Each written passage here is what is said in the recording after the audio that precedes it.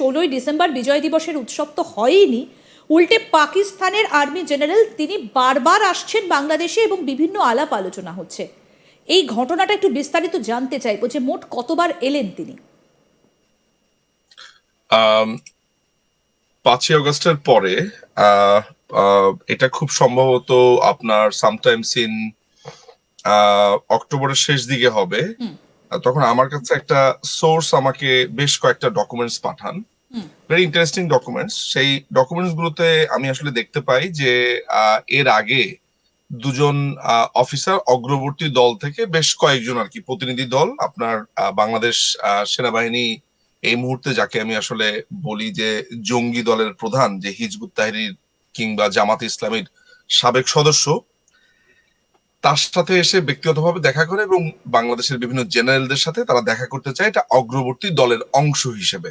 কেমন পরবর্তীকালে যেই ডকুমেন্টসটা আসে সেখানে দেখা যাচ্ছে যে পাকিস্তানি সেনাবাহিনীর বিভিন্ন স্তরের অফিসাররা বাংলাদেশে বিভিন্ন ধরনের এজেন্ডা নিয়ে এখানে আলোচনা করতে আসে এবং আপনি হয়তোবা জানেন যে গত গত সপ্তাহ পর্যন্ত এখনো পর্যন্ত আমার কাছে প্রাপ্ত খবর অনুযায়ী বেশ কয়েকটা টিম আসে, সেটা খুব সম্ভবত 3 থেকে 4টি হতে পারে, সম্ভবত 3টি ভিজিট তাদের হয়।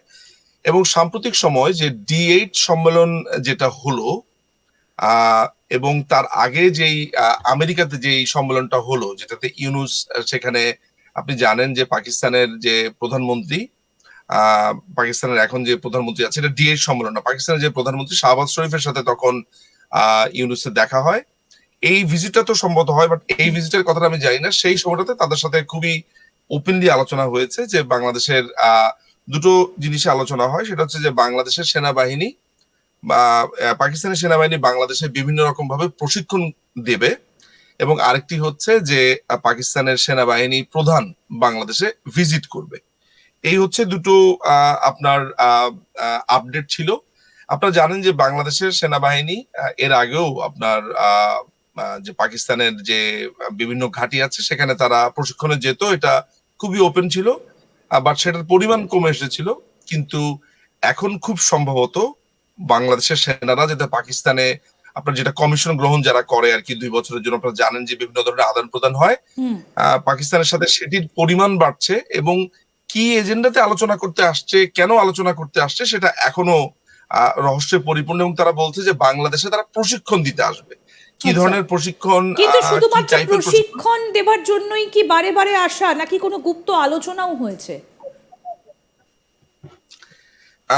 এই আলোচনাটা আসলে আলোচনা তো হয়েছেই, কিন্তু বাংলাদেশের সেনাবাহিনীর সাথে পাকিস্তান সেনাবাহিনীর কি আলোচনা, কারণ সাধারণত আমরা জানি যে যখন কোন ধরনের সেনা অফিসাররা বাংলাদেশে আসেন, যেমন মার্কিন সেনা অফিসাররা আসেন, কিছুদিন আগে নৌবাহিনীর সদস্যরা এলেন এবং বাংলাদেশের প্রধানমন্ত্রী শেখ হাসিনা যখন অফিসে ছিলেন সেই সময়টা তো আমরা দেখেছি পৃথিবীর বিভিন্ন জায়গা থেকে এসছেন। এবং বাংলাদেশে কিন্তু এই রেওয়াজটা আছে যে আমাদের যখন আপনার 2 বছর মেয়াদি বা 3 বছর মেয়াদি লং কোর্স হয় সেখান থেকে বিদেশি বিভিন্ন নাগরিকরা সেখানে ট্রেনিং এ আসেন এবং এগুলোর পর্যাপ্ত তথ্য কিন্তু আপনার আইএসপিআর থেকে আমরা লক্ষ্য করি, সেগুলো পাওয়া যায়, বাংলাদেশ সরকার থেকে লক্ষ্য পাওয়া যায়, সাংবাদিকরা সেগুলো জিজ্ঞেস করতে পারেন, খোঁজ নিতে পারেন এবং তথ্যগুলো পান।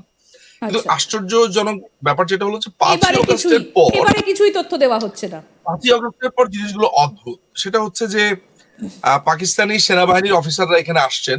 আমি পাকিস্তানি সেনাবাহিনীর অফিসার বলাটা আমার হয়তো বা একটু মানে আমি বলবো যে একটু রেখে রেখেই বলছি। আসলে মূলত আইএসআই যে অফিসার গুলো আছে তারা বাংলাদেশে খুবই ওপেনলি এখানে আসছে, অগ্রবর্তী দল আসছে, সেনাবাহিনী প্রধান আসবার আগে তাদের বিভিন্ন ডেপুটিরা এখানে এসে কথা বলছে, প্রধান উপদেষ্টার সাথে কোন রকমের প্রোটোকল মেনটেন ছাড়াই দেখা করছে।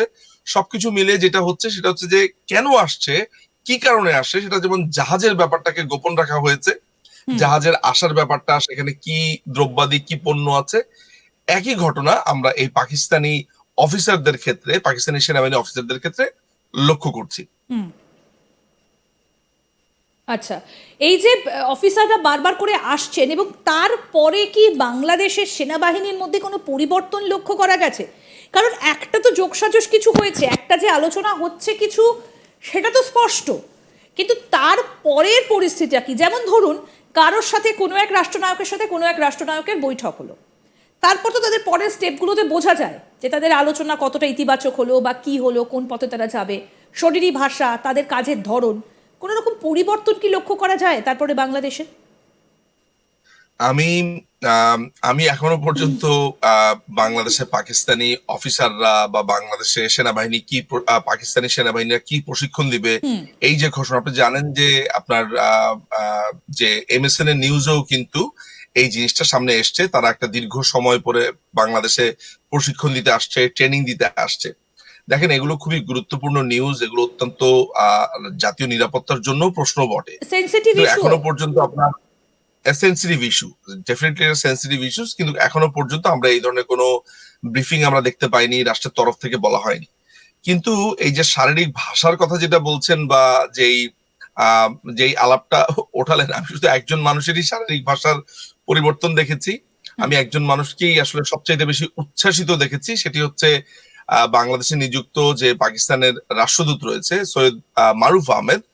তার তিনি যেমন অত্যন্ত আনন্দের সাথে রাহাত ফতে আলী খান বলেন, তারপরে আতিফ আসলাম বলেন, বা পাকিস্তানি যেসব শিল্পীরা ঘন ঘন আসছেন এই 16ই ডিসেম্বর বলেন, কিংবা তার গত কয়েক মাসের মধ্যে তিনি যেভাবে এগুলোকে প্রচার করছেন, যেভাবে তিনি নাচছেন, নৃত্য করছেন, সেগুলো ছোট ছোট ভিডিও দিচ্ছেন, যেভাবে শিশু উপদেষ্টা যারা আছে, কথিত দখলদার বাহিনীর যারা নাহিদ ইসলাম, আসিফ মাহমুদ ভুইয়া থেকে শুরু করে যে কথিত সমন্বয়ক যারা আছে, সার্জিস আলম থেকে শুরু করে হাসনাত আব্দুল্লাহ, যাদেরকে আমরা হিজবুত তাহরীরের একদম অ্যাক্টিভ সদস্য বলে বলে থাকি, এবং যেটি চাউর আছে, তাদের সাথে মিটিং এর ছবি দিচ্ছে।